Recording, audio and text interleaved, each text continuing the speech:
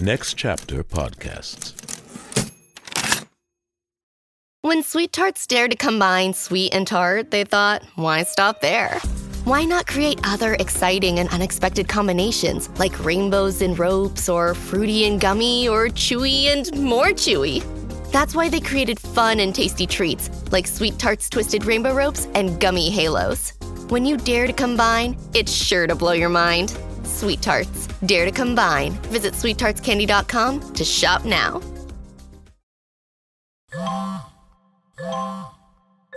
When did making plans get this complicated? It's time to streamline with WhatsApp, the secure messaging app that brings the whole group together. Use polls to settle dinner plans. Send event invites and pin messages so no one forgets Mom's 60th. And never miss a meme or milestone. All protected with end-to-end encryption. It's time for WhatsApp.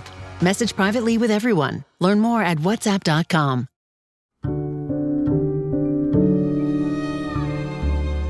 Hi, my name is Michael Goodfriend, and I'm the executive producer of the Play On podcast. I have three fantastic guests with me here today.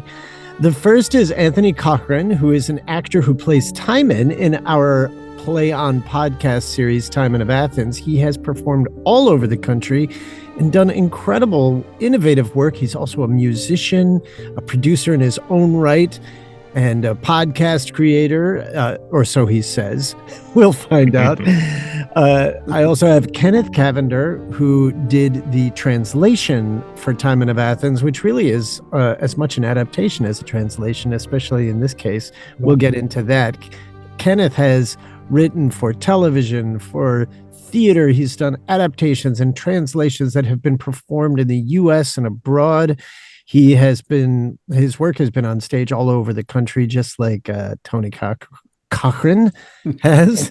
I also have with me Mr. Andy Woke, the director of Timon of Athens, who has directed for film and television and done theater on film, Shakespeare on film, I should say, which is a feat in and of itself.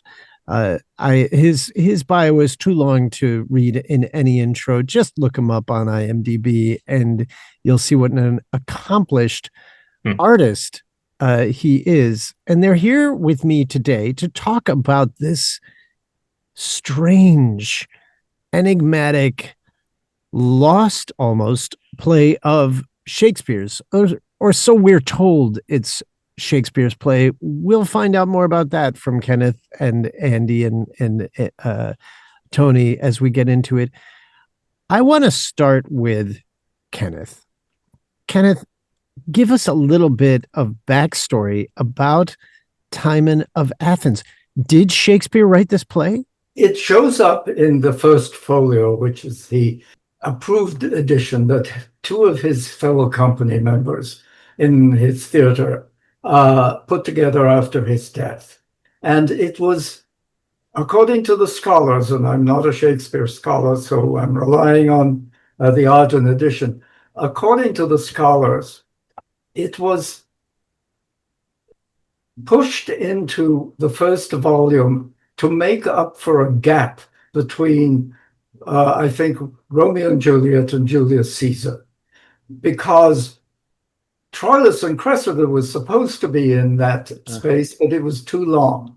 And they discovered this manuscript of a much shorter play, according to, again, the people who put it together, by Shakespeare, but it was conveniently just the right length. However, whatever you think about the scholarly part of it, from the point of view of the audience, it is an absolute mess. And so lots of people have worked on how did it ever get to be under Shakespeare's name? And we think, or they think, that he had a collaborator, somebody who was much younger, a guy called Thomas Middleton, who's best known for The Revenger's Tragedy, but was also known for his street smart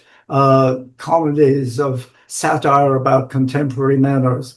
For instance, a chaste maid in Cheapside, which doesn't quite sit with the author of King Lear. However, they apparently got together and produced this play based on a well-known myth about a cynical, disillusioned rich man who falls on hard times and winds up in the wilderness, inveighing against the whole city that previously had worshipped him. And that's how it came to be. Somewhat of an oddity, but strangely relevant now to our own days. That is really incredible. So really, when you get right down to it, it seems like this play was selected to fit into a compendium of other plays. In other words, it was a producer. In today's world, we would say that, you know, it was a studio choice. Like we've got enough. Right. Netflix can fit in one more story in its content slate for the year, but it's got to be this budget and it's got to have this many characters and this many pages, or it's out. Andy, do you find these crossovers between these sort of almost ancient stories of Shakespeare's and the work that you've been doing in film and television? Yeah. Well, you know, it's very interesting because the relevancy, as you're indicating, and Kenneth is also, that Timon of Athens in particular could have been written yesterday. And its concern with money and how money can be corrupting and hypocrisy in the world and all of that is very contemporary. So I find for me, the real attraction of this, when Kenneth first sent it to me, you know, when Play On was going to be doing workshops of these plays in New York in 2019, I thought, wow, you know, with the adaptation that Kenneth has done, it's like a new play. And, you know, that to me is always the key thing is, does it speak to me as a person, and do I think it will speak to an audience? And we've really found when we did that workshop, and then as people have been responding to the first couple podcasts, the first couple episodes that have been out there, they're incredibly enraptured by it because it's about the world we're living in. So that for me is really gratifying. The second thing I want to say about that is that, you know, with Michael, when we started to assemble the cast for this, and we were talking that we wanted a cast to feel very contemporary and diverse. I don't think, you know, we just hit the jackpot with a group of people who are so talented and who came from all different worlds to start to put this together. And I think that has, you know, and even though they're in their own little booth when we're recording, it became like a family and wanting to tell a story. And that's a good thing. Tony. Yeah. You've been with this project from the beginning, almost, right? Not the beginning of, you're not as old as Shakespeare, but from the beginning of the life of this translation that Kenneth did. How has that journey been for you? What have you found along the way as you've gotten into the life of Timon of Athens? Well, it's changed a great deal throughout the time I've done it. We started doing it as a stage play initially, and I think that there's been the great thing about it is it's continued to be worked on since we first approached it way back in, when was it, 2014 when we first did it, or on stage, and I've been asked back, which has been delightful too. So this is my fourth iteration of Timon. I think it's somebody said to me, I think it was Kenneth, said, "Aren't you tired of doing Timon?" And I said, "Well, no, because it's like playing Hamlet and the Scottish king and Lear and Iago all at once. The shades of character, Shakespearean character, are so wide in the play. Possibly coming from initially the fact that it was written by two different people, so that it was constantly changing in its actual physical makeup. But I'm just delighted to be involved in it, and the fact that it's, you know, a piece of living art that every time we come to it, it changes. Is marvelous. Kenneth, was this the first of the play on translations that you also did The Tempest? Did this come first or did The Tempest come first? No, this I was the guinea pig actually for the whole project.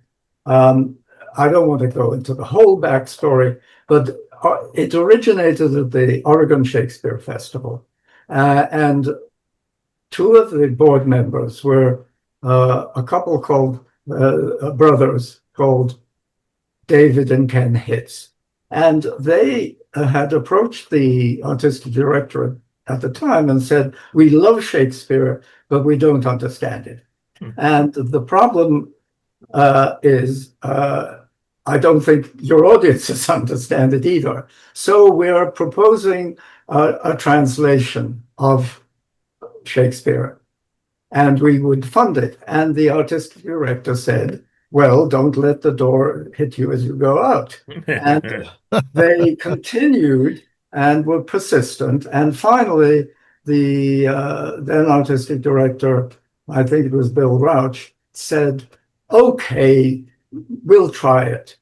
And that's when I came on board. And at first I thought, well, that's a career ender, translating Shakespeare. But I thought, well, why not? Let's because I'd been raised in England, as you can probably tell, and I'd worked at the Royal Shakespeare Company, and they were always changing lines and simplifying and editing. And I thought, why not? And so Timon was chosen, I think, and I'm probably speaking out of school here, I think because Bill Rauch at that time thought, well, no one's going to perform it, so it'll quietly die and we'll be rid of it. But this idea of translating Shakespeare. But nevertheless, it took a life of its own, and the Hitz brothers funded more translations, and here we are. Now, Anthony, you have performed a great deal of Shakespeare, correct? You've been in Shakespeare companies and performed a wide range of roles. How does this experience compare? So, you know, Kenneth has just said that it was a kind of a scandalous affair, this translating of Shakespeare. But when you get these words in your mouth and you're performing Timon, as you did so brilliantly in this series, did it feel Shakespearean to you as a performer? Did you feel like you were going through this the sort of the same process that you did as an actor? Yes, I mean, because I've done it so many times, I sort of feel that I know the character, and the work that Kenneth did on it didn't remove the flavor of it. Didn't remove for an actor the flavor of playing great text. And so for me, it's yes, I've worked all over the place doing Shakespeare. I came to this country with a touring Shakespeare company, and I worked with the RSC in England, and so I've had a lot of experience doing classical text. But the difference in the way it's done, obviously, is because in a podcast you're separate from the actors, and initially when I played it, I was on stage with the actors. So apart from that does have a different feel to it as you're approaching something and you've just got a microphone and you're hearing the other actors and not seeing them. But no, the text itself is incredibly rich. And I've always said that the original play speaks with two voices, and Kenneth has made it speak with one voice, and that is a great accomplishment, I think. So you felt a sort of a sense of gratification in the journey with the role. Yeah. Just as you would if you had performed it on stage or taken the Shakespeare's original text. Maybe even I think I'm lucky in a way because I have performed it on stage. Right. I've performed Kenneth's version of it on stage too, not anybody else's or not Shakespeare's, just basic version. So I've been with this project, watching and listening and speaking the material as it's been changed and edited and reformed. And so that's the, I've been part of that whole molding of it. Andy, when this project landed in your lap, what was your goal? I mean, what did you hope to accomplish with the podcast version of this play as a series? Well, that's a good question. Because when we did it as the workshop at CSC in New York, that was really as a play. And then as we started to work on it as a podcast, and Kenneth and I spent a tremendous amount of time talking and going through it, there were a couple things that became really important to us, which was how will an audience who cannot see the actors understand this very complex story, which starts in one place and moves to the wilderness and goes back to the Senate. And we hit on an idea that the character of Flavius, who was the steward and the main aide to Timon, would become we wanted to do it as a woman, so Flavius became Flavia, but that Kenneth really started to shape the piece as making Flavia the narrator and narrating the story and taking us through from the beginning to the end and being able to tie up and make all the all these special characters who come in and come out, and there's so many of them, but to have Flavia really be the storyteller, and that was a great that really made it. We've said, well, we can do this as a podcast now. And the other thing that we did, and again, is there are a staggering number of characters, and to reduce the number of characters, to combine some of them, and of course have some of the actors who are very, very skillful double up in the characters. So, and you would not you would hear very distinctive voices. But I think the other thing that we did is going in the script, having people say the names often of who they're talking to. So, Lucullus, it's good to see, whatever the line is, or so that you knew who it was. And those kind of adjustments to the script that Kenneth really skillfully did, we were really able to then make it go from a stage play to a podcast where someone who just was listening would know who was talking, what the situation was, so that the drama could really unfold like that.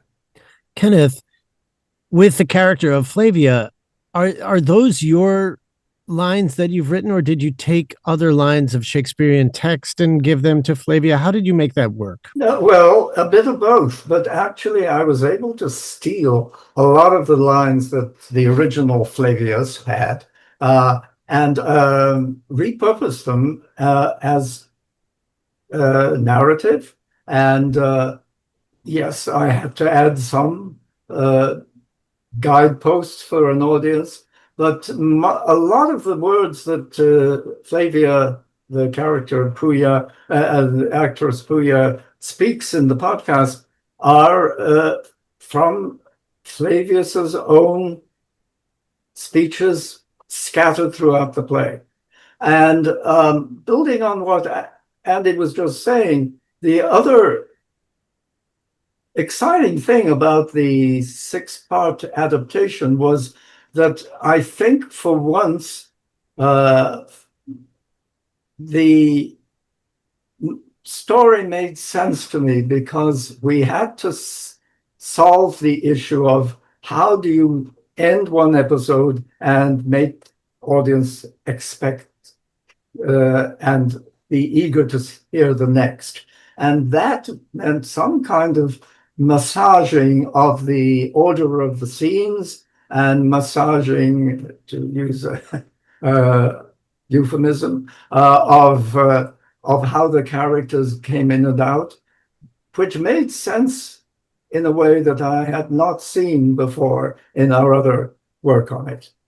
Yeah, I think that just to elaborate on that, that we really spent some real time and then talked with you, Michael, about how each episode could have a kind of cliffhanger ending, so that you would want to return next week as as they drop week by week.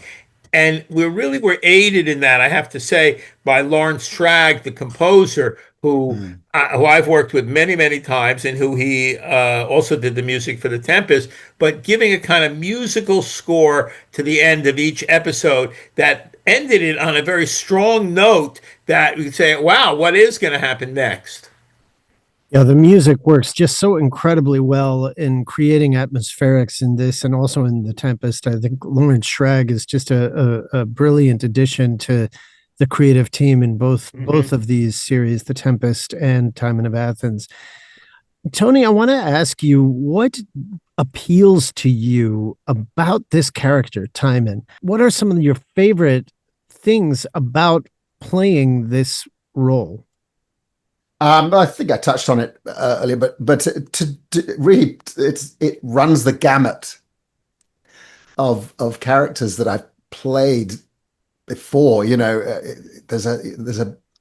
he's such an open book at the beginning and such a delightful person, and then there's such disappointment and you know, and then the whole of the second half is really is filled with trickery. You know, it's filled with how he's going to get, you know, I shouldn't be saying this.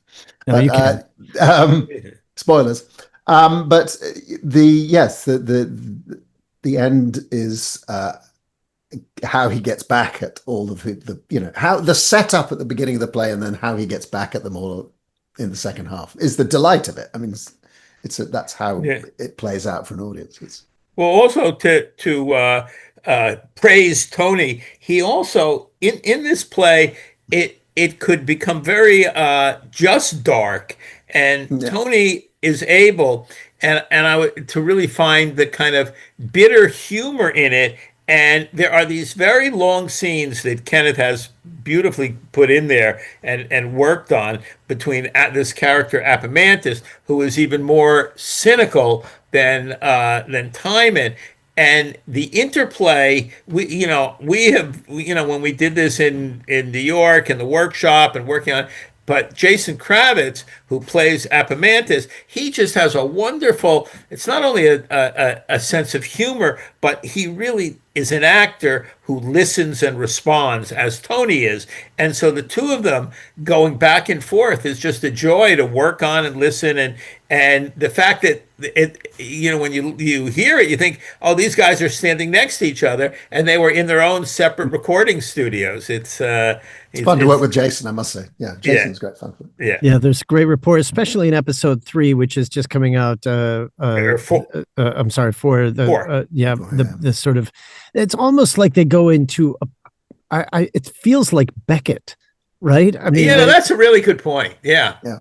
Like Endgame or Waiting for Godot, or one of these sort of just existential plays that Beckett did that were so stark, just kind of out there in the middle of nowhere. What do we make of life and humanity? Yeah. And I want to ask you, Kenneth, what was going on in England at the time that Shakespeare and Middleton or whoever collaborated on this play wrote it? Well, so far as I say, the scholars believe it was probably written around the time of Lear and Antony and Cleopatra. In other words, in the early years of James I's reign. And James I had come to the throne after Elizabeth, and he was a Scottish heir to the Scottish throne as well. And on characteristically for Scott, he was a spendthrift, and he was really in trouble at the time of we think the play was written, in terms of the economic and fiscal health of the country. And he was deeply in debt. And so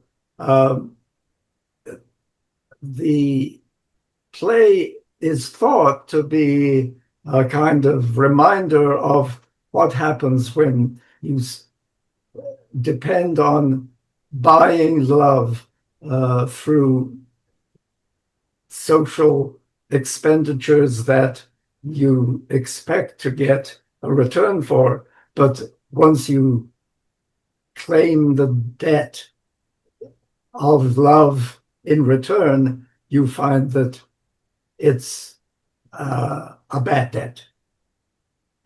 It's interesting to hear you say that King James was in debt. I mean, how does the monarch get into debt? Doesn't the monarch have bottomless reserves of cash and can spend at will? Well, he could tax whomever he liked, but there is just so much that the nobles had to give. And I'm not clear about how the monetary policy of 17th century England worked, but he was known to be in financial trouble.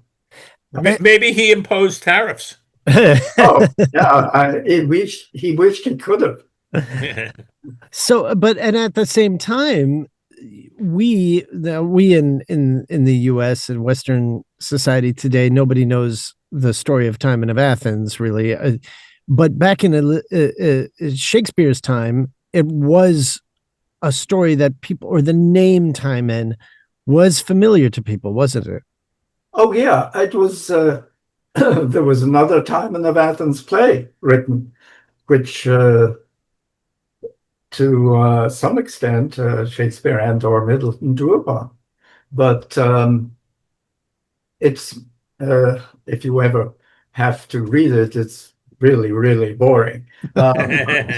He was known. There was a character in about a volume written in the second or third centuries AD called Plutarch's Lives, which Shakespeare drew upon for Antony and Cleopatra and Julius Caesar and so forth. And Timon figures in Plutarch's Lives of famous Athenians. And so he was known as a figure of fun, or a figure of, a warning scarecrow. It's kind of daring, isn't it? I mean, this is Shakespeare and or one of his contemporaries saying, we need to dust off this old chestnut of a story to remind King James and the rest of society just how important it is, not to rely on money as a way to win friends. Yeah, that may have been the reason why it was never performed. So, Andy, you've had a long history with this play, along with Kenneth. What about it keeps calling to you? What is it that compels you to keep on diving in and finding new ways to tell this story?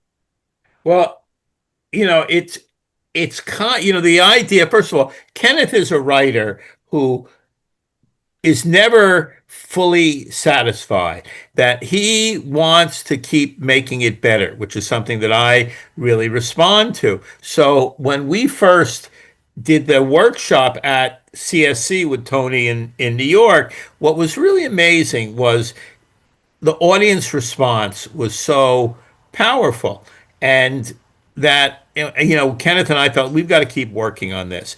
And we did a couple of different incarnations. We did one where the person who goes on trial in the Senate became a real character and lived and was kind of an aide to Alcibiades.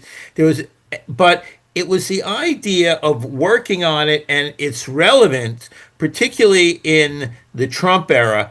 There are lines that actually you picked out, I believe, Michael, which is the rich are never satisfied, which is a line in the play that, becomes sort of the watchword of the podcast as each episode is introduced. And in working, and it's one of the things in the sort of the deeps of this play and the depth of it that came up. And as I was working on the mix of episode 4, there's that line: "The rich are never satisfied," and you realize that there are all these kind of time bombs within this that keep echoing and becoming. You realize that when people listen to this, they are going to, without us ever hammering it on the head, people will make a connection to their own lives about the nature of friendship, the nature of money, the nature of really of how we go about our lives. This episode is brought to you by State Farm. Insurance may all seem the same on the surface, but having insurance isn't the same as having State Farm. It's like getting a speech from your third cousin's +1 at your wedding when you needed a speech from your best man. You wouldn't settle for just any speech, so don't settle for just any insurance. When it comes to getting the help you need, State Farm is the real deal. Like a good neighbor, State Farm is there.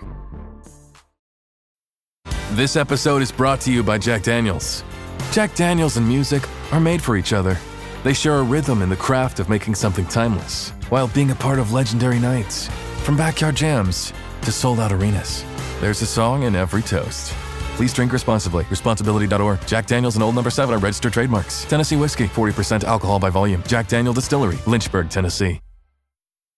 Tony, I'm curious to know, what is the takeaway for Timon? The play, spoiler alert, but the series really ends on such a strange note. Timon writes writes his own epitaph and kind of just disappears. He sort of walks into the sea. Yeah. That's what I always saw it as. I don't know why. I have this vision of him just walking into the sea. There's a sort of sense of, I've done the work I'm here to do. This is, I did this, and I've shown who I am to the people I loathed, to the people I loved, and there's a sort of natural ending to it. Now, I'm saying that from the perspective of I have to find a natural ending for myself as an actor. Right. But as a play, yes, it doesn't have a fabulous conclusion in its original form anyway. But I do see it as a sort of this man has done with the world of humans, and he's walking into the sea, and he's, And to build on that, the question is it a comedy or a tragedy? And in some senses, for a lot of its playing time, it's a comedy, because everybody wants a piece of Timon in the beginning, and even when he's a poverty-stricken wreck, he's discovered that there are gold in Bemlar Hills, and everybody wants a piece of him again. And is he going to be saved by that? And is he going to come back and ride in triumph to the Acropolis? Or is he so disillusioned that he cannot find a way to turn time back, turn the clock back? And in that sense, it's a tragedy. But it's a strange mixture. Well, there's another sense that it's a tragedy too. I mean, it's obviously there's a lot of humor in it, but with the secondary plot of Alcibiades and the takeover of Athens, that often in tragedy, what happens is that at the end of it, because of the suffering and of what the tragic hero has brought upon himself, that there is a new order coming in. Hmm. And just as there's a new order in Hamlet when Fortinbras comes, with almost all of these plays, and certainly with Greek tragedy, you find it, that there is a new order in. And that, I think, is the tragic element, what makes it, formally tragedy. Yeah. And this new order, what are we to make of it, Kenneth? I guess all three of you, it's Alcibiades is a war hero, right? He represents the military, and so it's really a military coup that Alcibiades stages and is successful in, correct? Yeah, well, he tries to walk a fine line between taking revenge on all the crimes that the elite have committed over the past decades, and which have resulted in his Alcibiades' exile. But on the other hand, he wants to do a little bit of tough love as well. And we're left not quite sure how it's all going to work out for him once he gets control. And, that's maybe where we're at right now. Yeah, what's next, right? I mean, so what's also interesting to me, just thinking about the play now, and hearing some of the lines in my head that Timon has, there aren't a lot of appeals to religion or God in this play, are there? No. No. Does Timon, Tony? Can you remember? I think that Timon says makes some appeals to the heavens and to the gods. Yes. Am I? Yes, but it's a sort of humanist play in a sort of way. Shakespeare or Middleton has kept pretty well to a pre-Christian era. And so the god, there is no monotheism around. No. The gods are the Olympian gods, Hmm. to the extent that Timon invokes them at all. But and sometimes he invokes Earth Mother. But where in the sort of philosophical spectrum would you say this lands? I mean, what is it? Is it fatalism, nihilism? Is there an ism that Timon sort of represents? It lands in the area of a magnificent artistic failure. Ism. Well, is it more, or is it the failure of capitalism? Talking about, All right. I think you could, with lending money, gets him in trouble. Yeah. Who are the characters today that you feel like are the closest sort of parallels to Timon? Well, the name that came to mind, but it may be wrong, is Elon Musk. That, who has, tons of money and wants to use it, and it's ending up where, now I just saw a poll that he's the most popular person in America, most unpopular. Unpopular. Yes. Mm. And Yeah. giving all the money away hasn't helped him. That might be one of them for sure. Bill Gates. So if there was if tragedy, happened, if something terrible happened, but not really. I mean, one can see it in all aspects of capitalist life. I'm hearing the first episode. I think of the private island, Jeffrey Epstein's private island, what those feasts might have been like. Well, that's sort of a very good point, Michael. And when for the entertainment in the giant banquet in episode 1, they bring in all the young ladies, and Timon says you all have a room and enjoy yourselves. So maybe there is a Jeffrey Epstein quality in some way, but does Timon redeem himself in the second half of the play? That's a question that maybe the audience has to decide for themselves. Jeffrey Epstein clearly did not redeem himself. Right.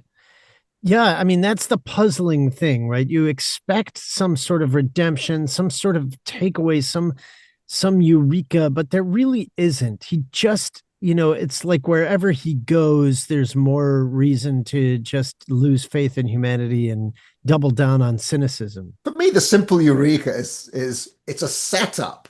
It's like all Shakespeare, the setup at the first half and then the payback in the second. And it's has that Iago flavor in that Iago takes the audience into his, I'm going to do this stuff to them now. And that's kind of what Timon does.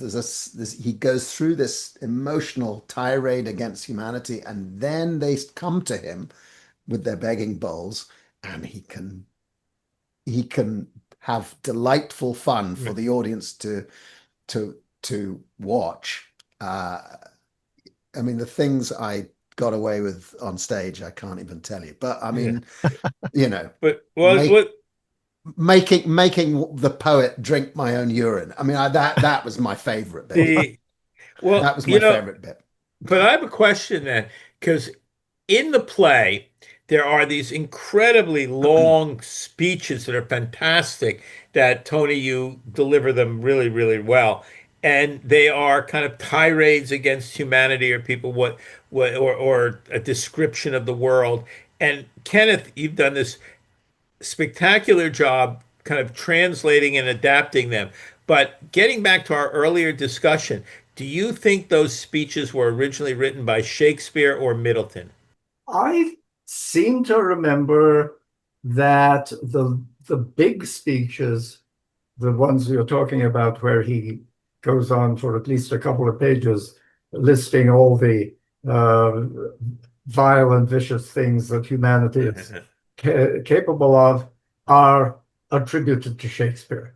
Mm-hmm. And they are virtuoso arias of hate about the society, the society in which Timon lives, and you can draw any conclusion you like as to whether that's how Shakespeare or Middleton, but I think Shakespeare, felt about his own society at certain points. And Shakespeare did get, he was double crossed, right, in his own life by certain people that he sort of lent to or helped out. Yeah. And he was a shrewd businessman, but don't forget Lear and how close, in a sense, the feeling of Timon about the world that he observes now from outside is the world that Lear describes in the second half of the play. Very close, very similar. Yeah. Have you played Lear yet, Tony? Yes. Yeah, I played him when I was 39. Wow. I was still able to carry my daughter on stage at the end. Yeah, I'd like to play it now because I'm now 64, so it's like I feel I could still do it and still physically do it. So. I played Lear, yeah.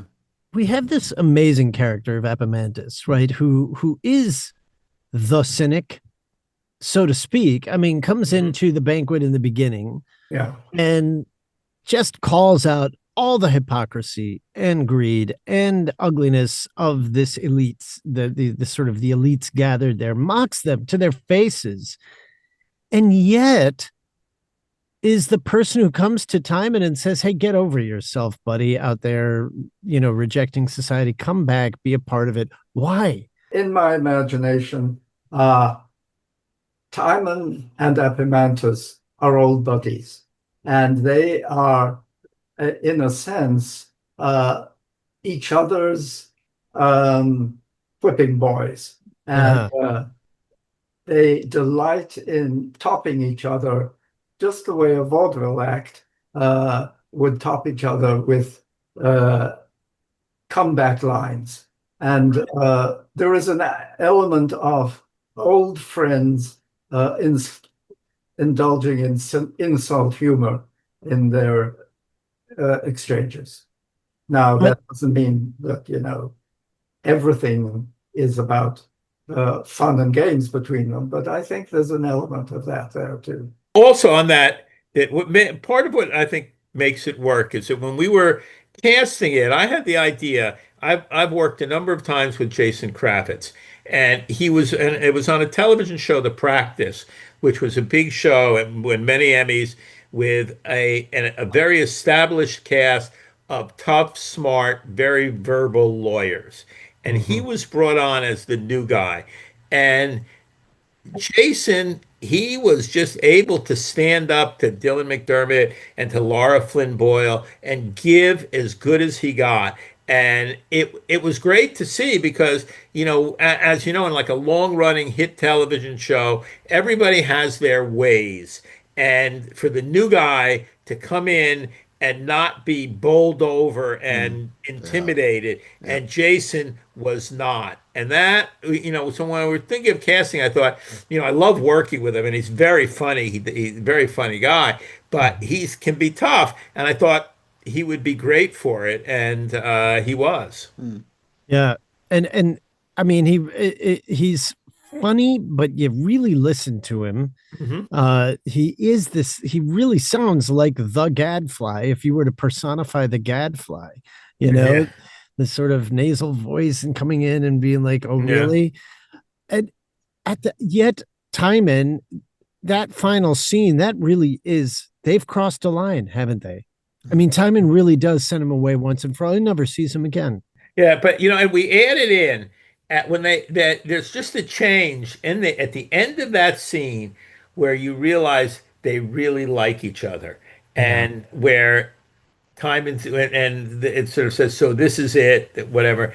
And as Jason is leaving, as Amamantis is leaving, there's a long pause and added in a last goodbye.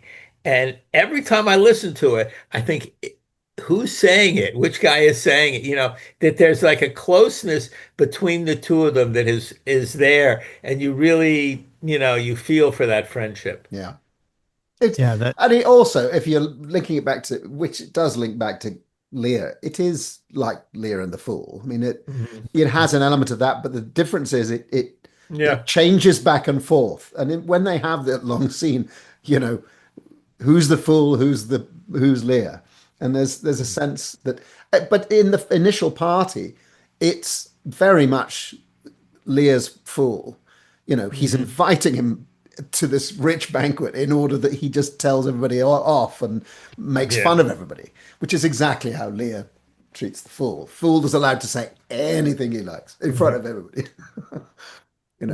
It's these parallels and these sort of this sort of synergy between the plays that make me pretty convinced that this Shakespeare had to have been the driving force, whether or not he wrote all of the language or constructed the full play or finished it even. These parallels between where you get this sort of resonance with other characters throughout the canon, where you really feel like you're settled into familiar territory. Did you feel that in the performance yourself, Tony? Yeah, I mean, it reads more like, it reads more like a Shakespeare play than it does a Middleton play. Even though you can tell some of the language is not quite up to the standard. Kenneth and I had this. He sat me down. We were rehearsing this at one point and said, "Here's a list of things. Who do you think wrote this, Middleton or Shakespeare?" Middleton or Shakespeare. And I think I got 2/3 of them right. But yeah, you had a great instinct for it. I would say it was more than a better passing grade. Well, I mean, that is the thing. As an actor, I think you really, because you you physicalize this language. You're not at a Yeah. desk, you're not at a screen, you're up and you have it in your body, Yes. It and becomes you you. can feel those rhythms. You can Yeah. feel the changes, and the sort of the comfort where it settles in. There also is a nice thing, Michael, that when we rehearse this, and we spent a lot of time rehearsing, but we rehearsed it in scene order. And Mhm. unlike doing a movie, but we rehearsed it. And so everybody, especially Tony, could really feel the arc of the character. And then when we recorded it, it was the same, day one, we would be doing episode one and building on each thing. We didn't really jump around the way you might do if you're making a movie. And so I think that it's in the writing, and then it becomes there in the performance, that there's really a kind of arc, particularly uh, for Timon, for Apomantis, for Alcibiades, and even for Flavia, where she gets to at the end, where they get to at the end, and that's very satisfying. That's one of my biggest questions is what is it about Timon that makes Flavia just so loyal? Is that just something that is, there are the stations in life, right, where if you are a servant, you are loyal. That's just the definition of the job. You're loyal to the end, right? There are people in the in English society to this day, especially in you know, uh, who attend to the monarchy, who will say that so and so was a traitor when clearly they weren't, right? Mary, Queen of Yeah. Scots, or whoever it happened to be. Uh, what do you think it is? Why does Flavia love Timon? I think when you listen to Timon, uh, when he has a brief moment of self-knowledge in the second half of the play, he is basically telling us that he was incredibly naive and careless and unself-conscious. But Flavia sees only the good in him. Mm. And that's what love is. Love is blind to the Yeah. faults.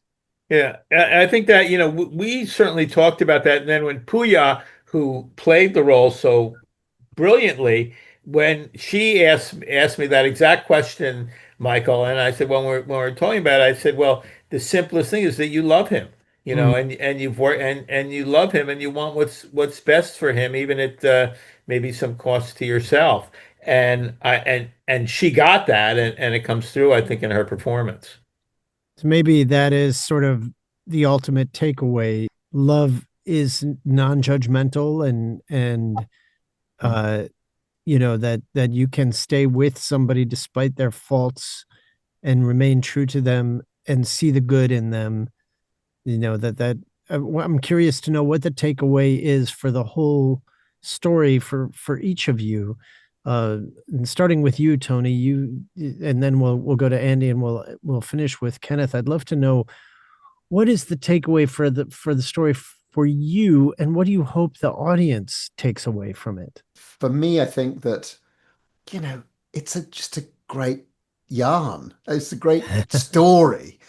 And the great thing about it is because it's less known, we all sort of know what Hamlet is. We all know what, the Scottish play is, that people are truly discovering this work. And I think that the discovery is that the character and the play itself has a marvelous energy in it, energy of innocence, energy of retribution, energy of comedy. It has this whole, I say, for a play that is seen to be a less well-known and less good play. It runs the gamut of stuff, and has really contagious characters within it. And so that's kind of why I still love it, because out of all of the Shakespeares, it has an enormous amount of stuff that for an audience as well as for an actor that is so exciting. I think Tony said that very, very well. I really want to, give you props there, Tony, and endorse that. But and for me, the thing that I would want to add to that is that there is just a sense of discovery, and that the discovery really, for the audience, I think maybe, or for me as an audience member, is what an incredibly interesting, fascinating play this is. And I think that as you listen to it on the podcast, you'll see that it's also a discovery for the actors. I mean, I find as I listen to them that these, who are all, smart contemporary actors from incredibly varied and different backgrounds, are discovering characters, discovering themselves. So it has a quality of happening, which the best theater does, of happening for the first time while you're there listening to it. And that joy that comes through, even though it's a story that has elements of sadness and tragedy to it, but the joy, to me, it is the joy of discovering a story that was written so many centuries ago, and all of us discovering how relevant it is to today. How about you, Kenneth? Well, I can't top my two colleagues here in terms of their eloquence. But picking up on the little moment where Timon rejects Flavia, I think one realizes that, in a sense, Timon's tragedy is that he cannot accept the love of another human being because he hates himself too much. And that's the tragedy. If he could only not hate himself, think himself not worthy of Flavia's love, he could be redeemed. His epitaph says, Timon has had his day, and his day is over. Wow. Well, all three of you, Andy Woke, Kenneth Cavander, Anthony Cochran, I want to thank you for bringing this incredible story to our ears. It really is just fantastic. It's so engaging. It's so immediate, and so simple and true in the way it's delivered.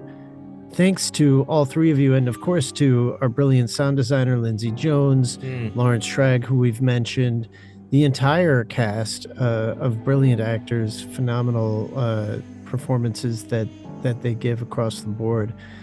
Thank you for being a part of it with all of us here at Next Chapter Podcast and adding it to this brilliant library of work, the Play On Podcast. It's been a real honor and a pleasure to work with you.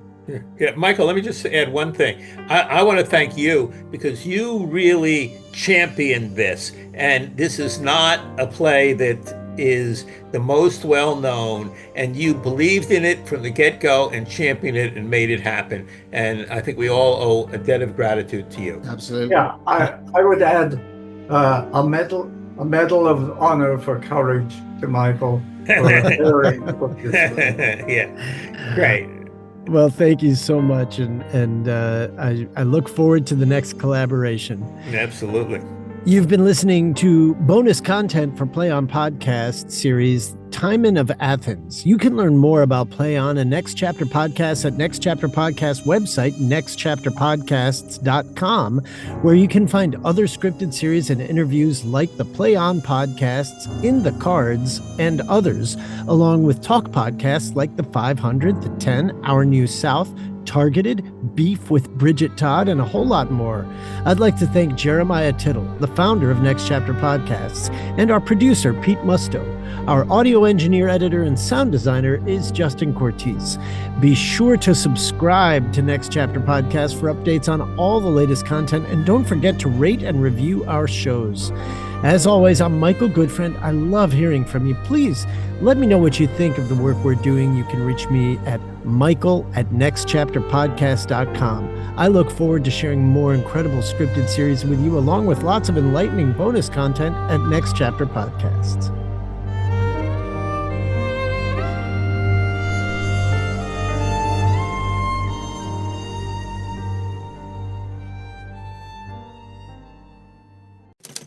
Next Chapter Podcasts.